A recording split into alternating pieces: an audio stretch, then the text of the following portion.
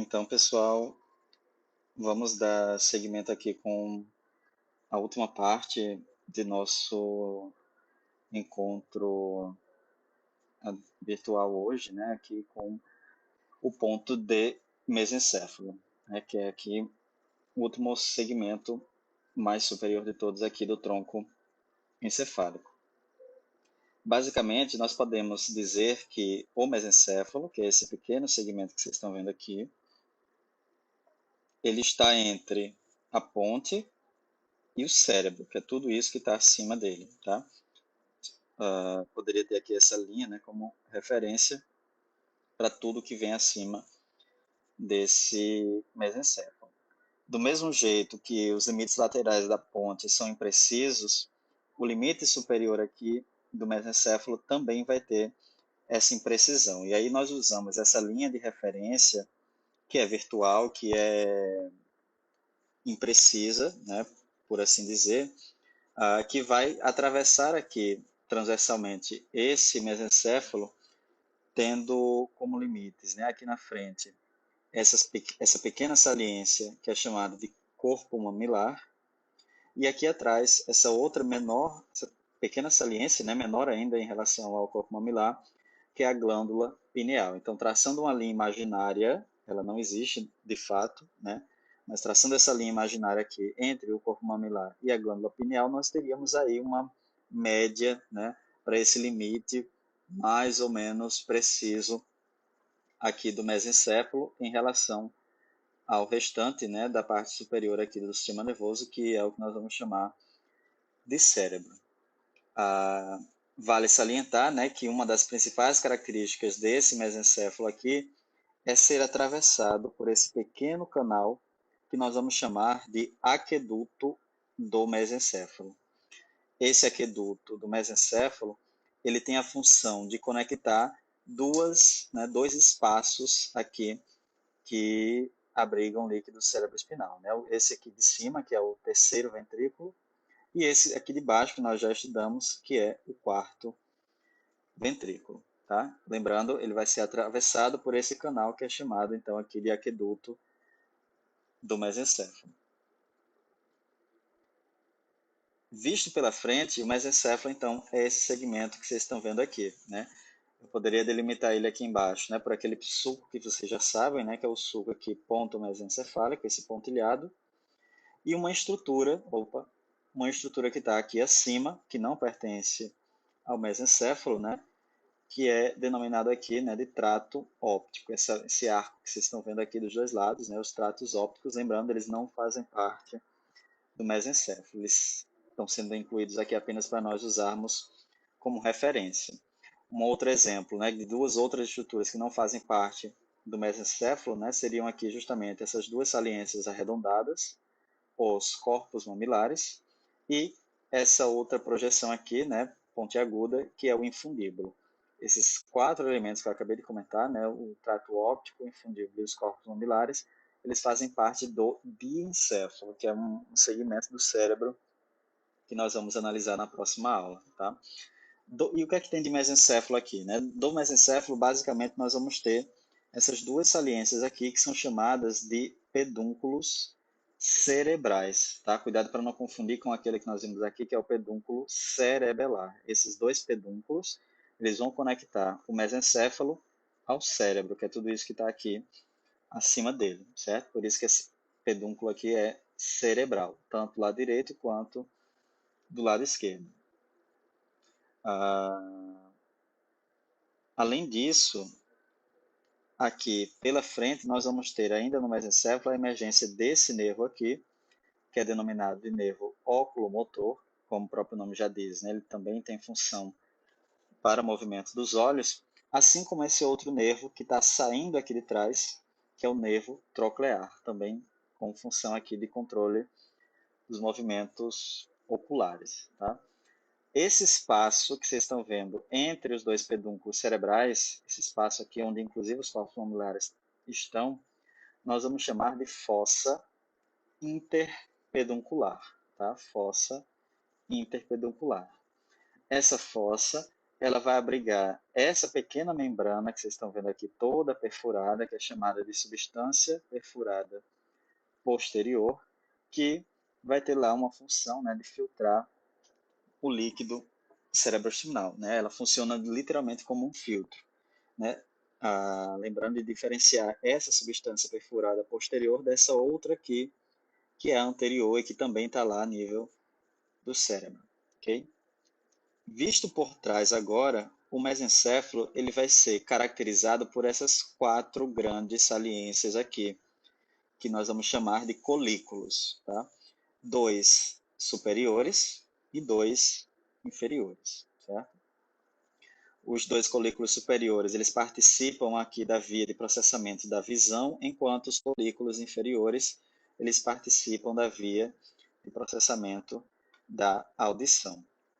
Essa via de processamento, ela se dá justamente por uma conexão entre esses colículos e uma outra parte do cérebro, que é essa que vocês estão vendo aqui, que é chamada de corpos geniculados. Tá? Essas duas outras saliências aqui. Lembrando, elas estão no cérebro, não fazem parte do mesencéfalo, mas elas estão conectadas aqui então aos colículos por conta dessa via, tanto da visão quanto da audição. E como é que se dá nessa conexão? Essa conexão vai acontecer através de dois conjuntos, né, aqui de fibras, que aqui está sendo apontado um deles, né, que nós vamos chamar aqui de braços dos colículos, certo? O único que pode ser visto a olho nu aqui é esse daqui, que é o braço do colículo inferior, que é aquele que vai conduzir informações auditivas, né?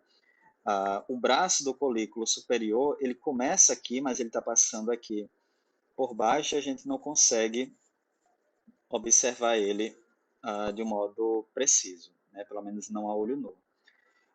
Essas duas saliências que eu acabei de apontar para vocês aqui, né, que são os corpos geniculados, como eu havia comentado, eles fazem parte do cérebro e de uma região mais específica do cérebro que é denominada de metatálamo, tá? Metatálamo, tudo junto.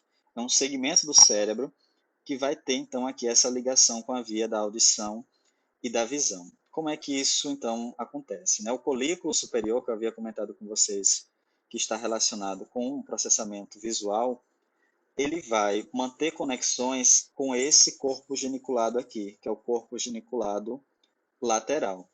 E ele vai se conectar com ele através justamente do braço do colículo superior, que a gente não vê a olho nu, e que passa aqui por trás desse corpo geniculado aqui, que vai ser o medial. Então, o colículo superior, através do braço do colículo superior, que passa por trás do corpo geniculado medial, vai se conectar com esse outro corpo geniculado aqui, que é o lateral. Ou seja, o colículo superior vai manter conexões com o corpo geniculado lateral na via de processamento da visão.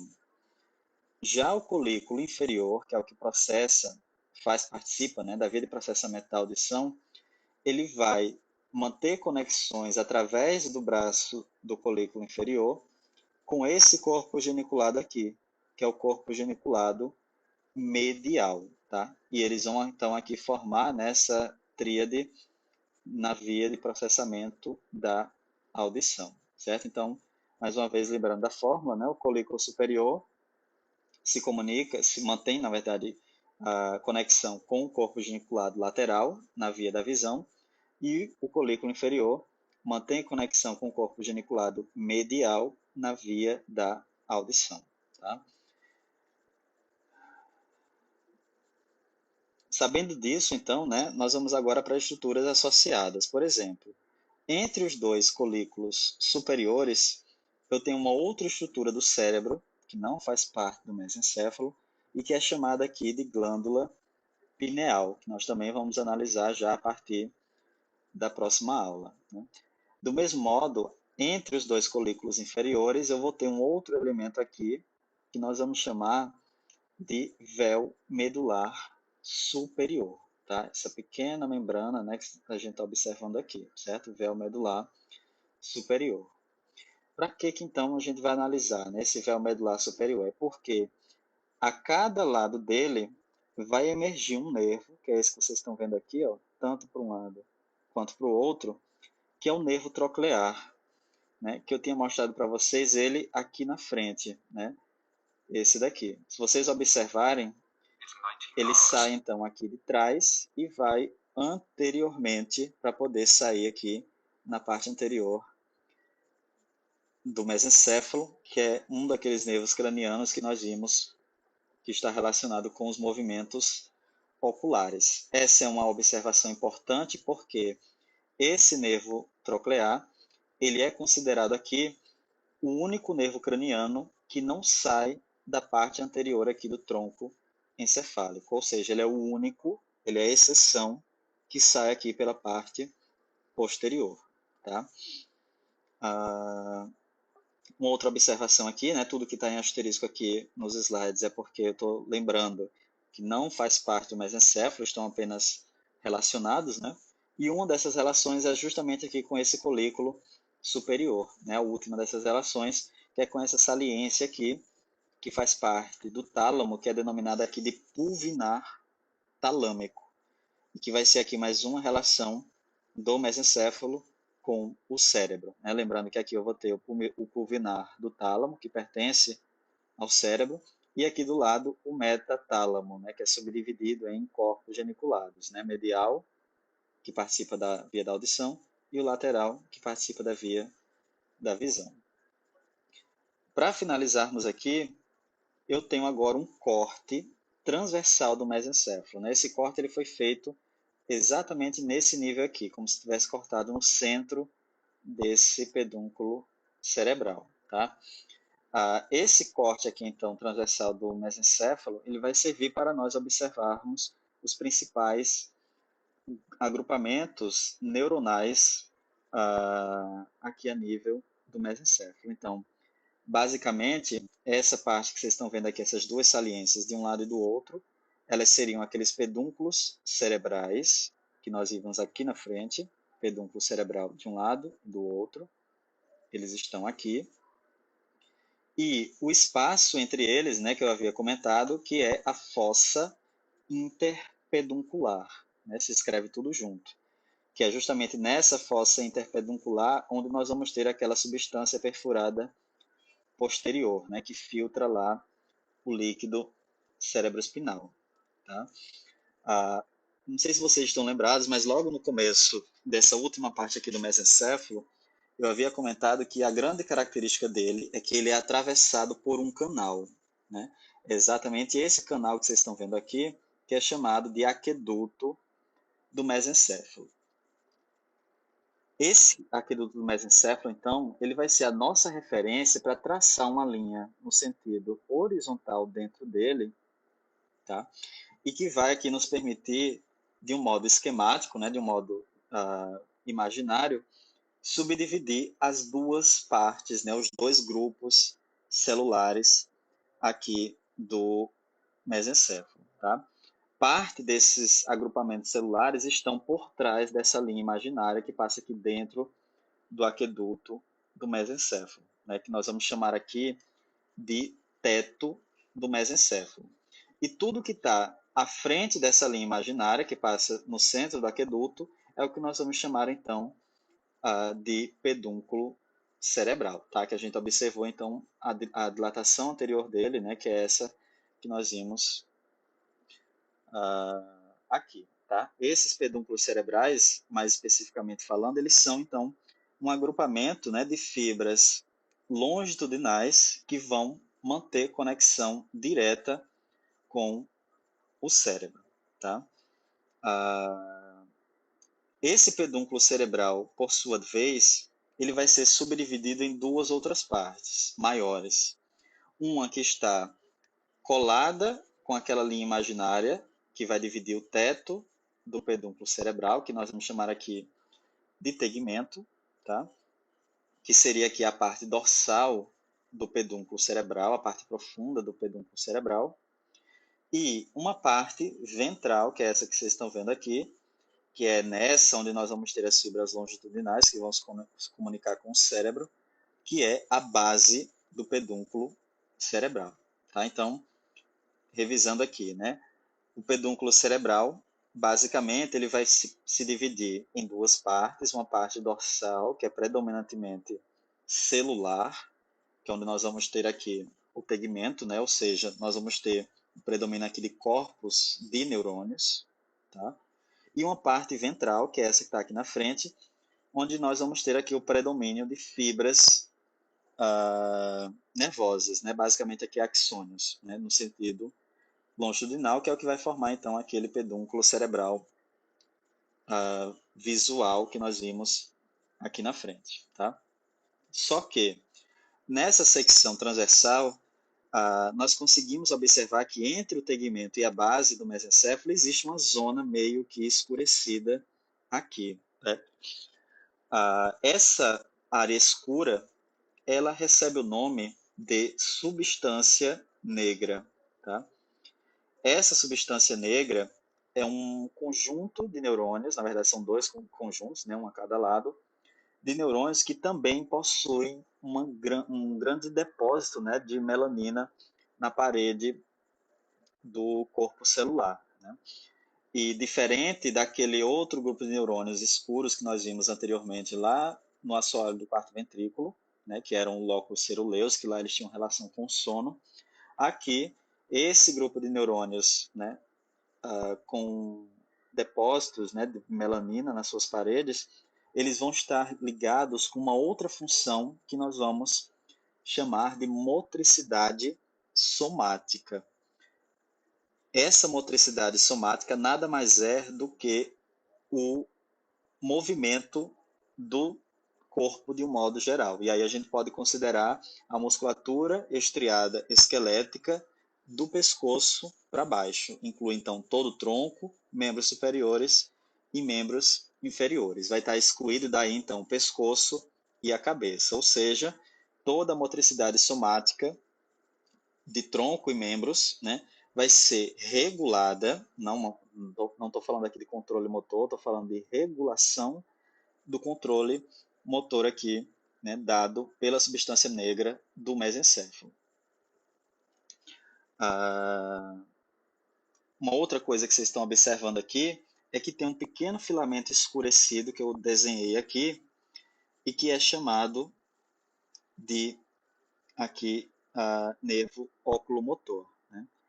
Nós vimos esse nervo oculomotor também aqui nessa visão anterior do mesencéfalo, tá? Esse daqui, né, saindo lá da fossa interpeduncular. E é justamente ele, então, aqui que vai sair nessa fossa. Só que, se vocês observarem, né, esse nervo ele tem uma origem mais profunda nessas duas projeções aqui escuras, que são os núcleos do nervo oculomotor, né? Então, é aqui que vão estar os corpos dos neurônios que vão enviar seus axônios, formando aqui o nervo oculomotor propriamente dito. Um outro elemento, então, aqui para nós finalizarmos é essa estrutura que vocês estão observando aqui a nível do tegmento do mesencéfalo, né, que nós vamos chamar, com a coloração avermelhada, né, que nós vamos chamar aqui de núcleo rubro. Tá? Núcleo rubro, justamente para dar essa ideia da cor que esses neurônios, que a parede desses neurônios vai ter, né, com a coloração bem avermelhada, tá? Que ficam aqui por trás da substância negra, né? Esses neurônios eles têm essa característica justamente porque eles são essas paredes celulares, né, são altamente permeáveis ao fluxo de sangue, né, e a coloração do sangue avermelhada, então acaba traduzindo aqui a cor dessa região, essas duas regiões arredondadas aqui, que são os núcleos rubros, tá?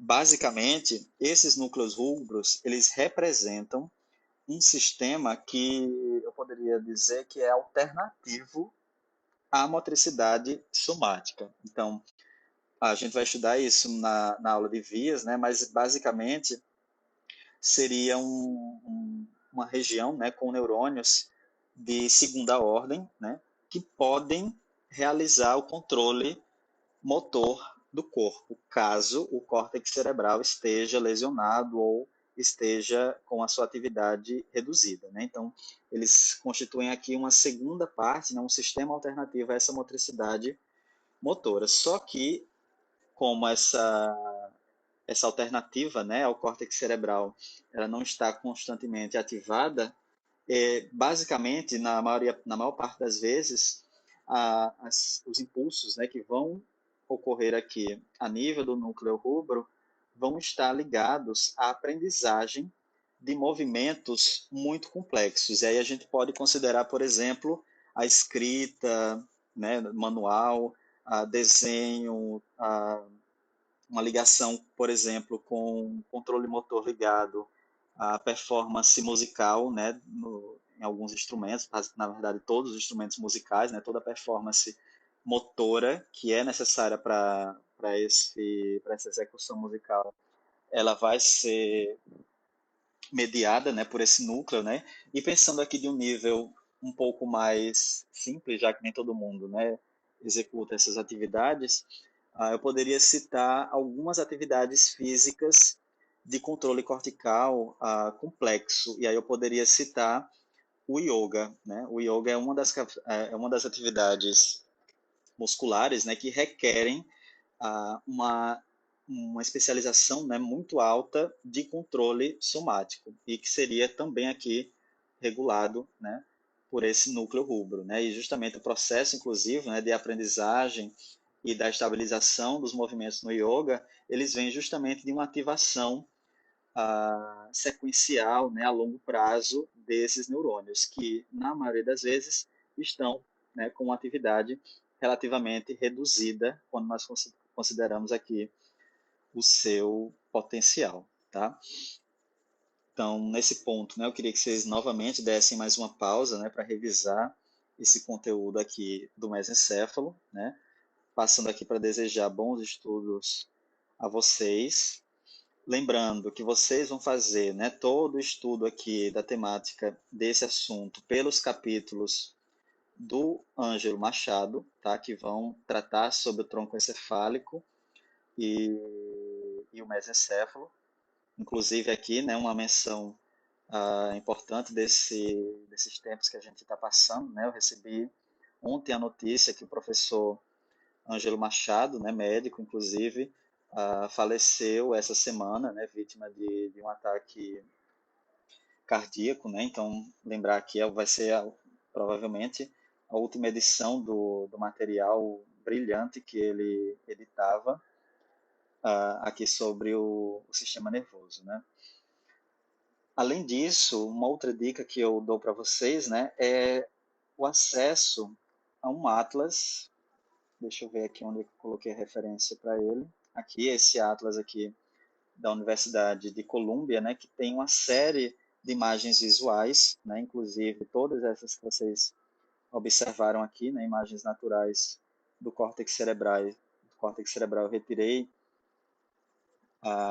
dessa biblioteca, né, juntamente com essa aqui biblioteca virtual da Universidade de Washington. São alguns materiais aqui que eu sugiro para vocês obrigatoriamente acessarem, porque são materiais aqui bem interessantes, né, e vão ajudar vocês a estudarem desde já, né, a parte visual desse assunto, enquanto nós não vamos lá para o laboratório. Então aqui eu me despeço de vocês por enquanto, né, eu vou continuar online para nós discutirmos, né, e tirarmos dúvidas aqui em relação a essa temática, certo? Então nos vemos lá agora pelo Blackboard.